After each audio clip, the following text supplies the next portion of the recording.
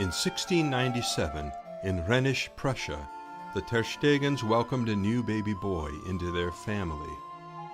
They named him Gerhard. It was his parents' wish that young Gerhard would eventually become a minister in the German Reformed Church. Sadly, his father's untimely death occurred when he was only 6 years old. His mother was consequently unable to pay for his university education when the time came.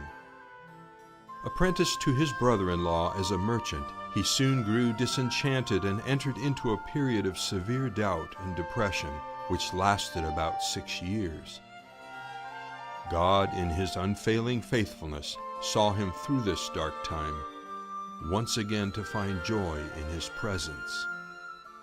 Gerhard soon felt that his work left his life too segmented to have meaningful time for prayer and devotion, so he took up the occupation of weaving silk ribbons instead. Though he remained loosely affiliated with the Reformed Church throughout his life, he grew uncomfortable with their worship structure.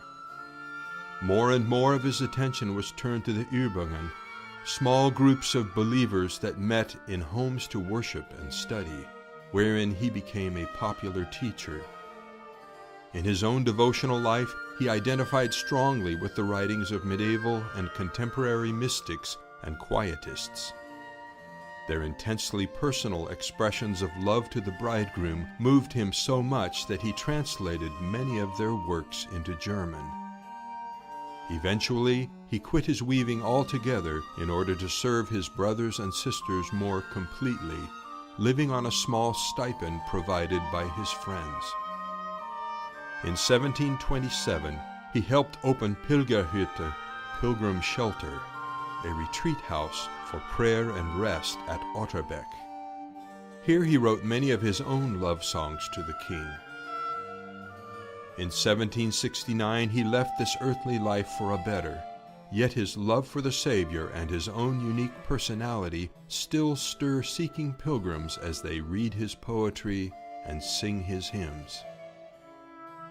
Perhaps his most beloved hymn is Gott ist gegenwärtig, which has been translated into English several times, including by John Wesley, and is presented here in its composite translation as God Himself is with us.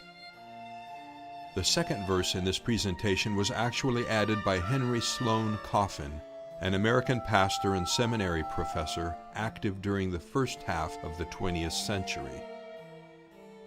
The hymn tune Tysk was German in origin and derived its name from Tysk Church in Stockholm, Sweden, where the tune was used in worship starting in 1718.